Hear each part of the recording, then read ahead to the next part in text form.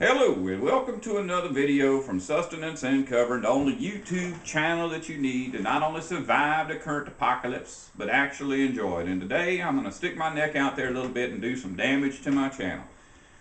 I'm hoping that some people will see this and actually like my message and subscribe, but I'm going to do something I haven't done as of yet and kind of halfway promised myself I wouldn't do because I don't like hate mail and I know I'm going to get a bunch. But we're going to talk about something that I've been asked by a few people about. They've asked me why I think that this end of this world as we know it is coming, and why that I believe in a collapse, and why I think it's coming soon. And basically, I can answer that in just the fact that there's convergence of a lot of things, all at the same time. You know, it's not like, we're having a financial problem, or we're having a problem with war, or we're having a war with oil, or a problem with oil. It's all happening, all at the same time. And in fact, they got some kind of computer program I've been asked about, and it's one that has predicted the end of the world based on what people are talking about on the internet. So in the past, people, the majority of conversations may have been about somebody's golf score, but that's kind of drifting off into nothing, and a lot of people are talking about the dollar and what's going on in Egypt and what's going on in China, and there's just a convergence and people are seeing it. That's why the system is going to collapse. Is it going to collapse because the dollar's failing? No, that's stupid. The dollar failed in 1918, or somewhere thereabouts, when the World Bank became established.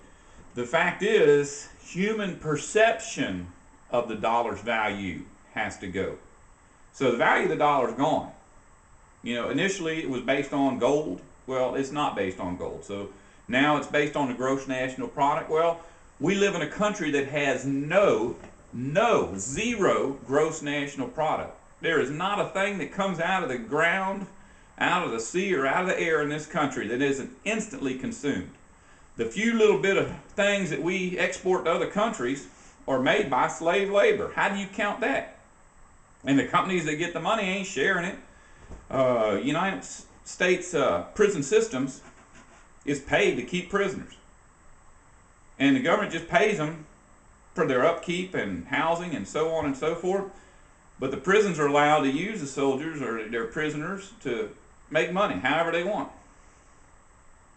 So they make them build furniture. 75% of the furniture made in the United States for export is made in prisons.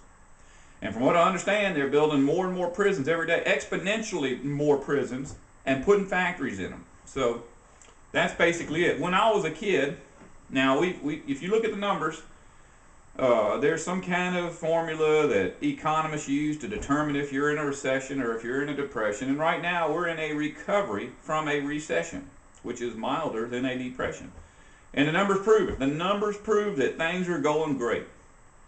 But the reality is, when I was a kid, everybody I knew had a job, and the jobs they had were real jobs. People that grew vegetables, people that grew animals, slaughtered animals, people that, made timber, people that made cloth, people that sewed cloth together into clothes. The very few people I know who are working in a cubicle doing nothing. They're crunching numbers to prove to their bosses how much money they're making without making anything.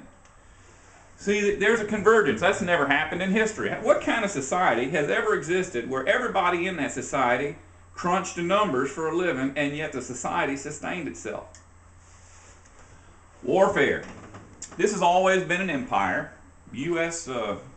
Anglo-American, that's U.S. and Britain. You can say they're separate countries. The reality is they've been like this since the beginning. The only time there was any kind of a problem was during the Revolutionary War, which was basically just a skirmish. Yeah, I know a lot of people froze to death out there and, wherever. But the reality is we've experienced a lot of wars, a lot more hateful than that. And when the war was over, they all went back to being friends. After 1812, Britain and the United States were like that again. In fact, when World War I broke out, America ran over there to save them. So this has always been an empire. The British Empire, the U.S. Empire, it's all the same empire. And the amount of countries that the empire is attempting to conquer at this time is greater than ever in the history of the world. Ever. That's a convergence. That's happening at the same time as all this other stuff is happening. Something else I've noticed. Racism. Racism is at a peak. I have never in my life, even when I was growing up, back when they used to beat up black people for no reason, I have never seen racism as bad as it is now. And I'm not talking about just one particular race. I mean, I have what I consider to be pretty good friends. And yet every day I get 4 or 5 emails about how the Mexicans are taking all our jobs and they're ruining our country. The blacks are so lazy that they're ruining our country. The Muslims, all of them want to cut our head up and blow buildings up, and they're ruining our country. That is racism. Now, another thing that's happened is the United States just elected a black president named Obama with all that hatred.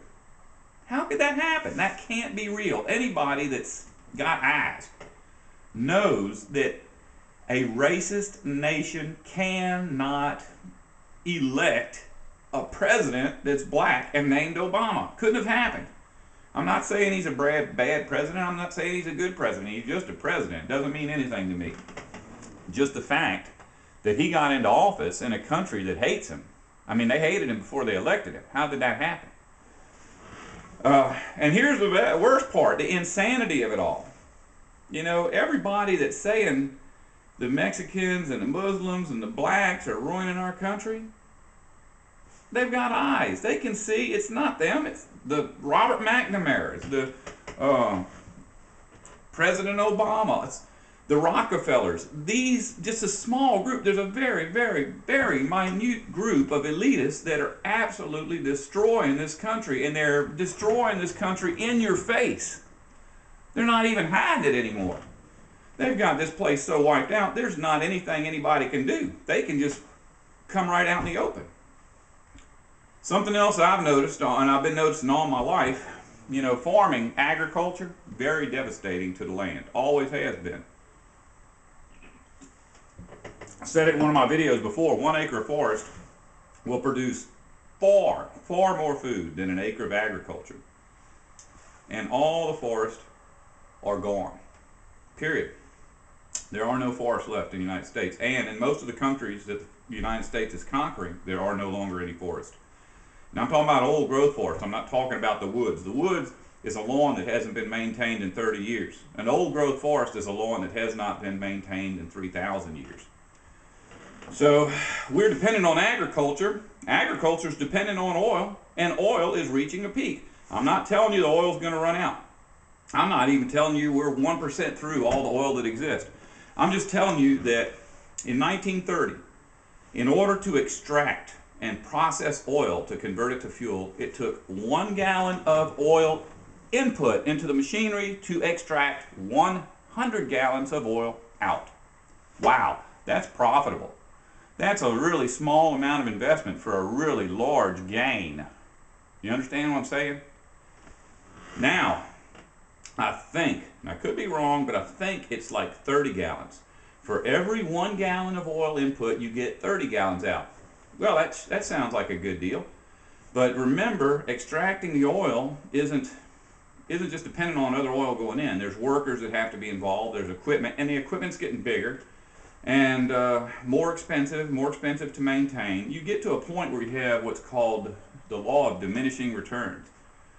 And it doesn't have to be the point where 1 gallon of oil input extracts 1 gallon out. That's where you have zero benefit. We could get down to the point where 1 gallon only gets 10 gallons out, and the oil will be so expensive that no one can afford it. Which leads us to the next point. As the cost of living increases, as in this case, in the last, let's say, I think it's 3 years. In 3 years, the cost of food has increased 30%. 30%, that's a really huge increase in cost. But in the last 3 years, I'm on Social Security. I've gotten letters from the U.S. government saying that since the cost of living didn't go up, I wouldn't be getting a raise. But that's just me. The reality is the median income for a family has not risen since 1986. You know, there are people that have gotten raises, there are people that have gotten promotions, but the reality is the average amount of money coming into a house now is the same as it was in 1986. The average cost of living has gone up so incredibly exponentially, it's beyond belief. But the government says it isn't. How many people really, really believe that a loaf of bread cost the same in 1986 as it does today? We are reaching a point, and the point is not that the oil is going to run out, but the income of the average person at this point in U.S. history is not enough to pay even for the fuel to get to work. People are working farther away. The cars in the last 10 years have gotten less and less efficient, and we're getting to the point where a person who works 40 hours will not make enough money in 40 hours to pay for fuel to get to their job. How can you overcome that? It cannot be done. That's why I believe the collapse is imminent. Now, I'm not saying that people are going to stop going to work tomorrow. There are people that when they get to that point where they can no longer afford to go to work will still somehow figure out a way to go to work, not because it's profitable, because they have no other options.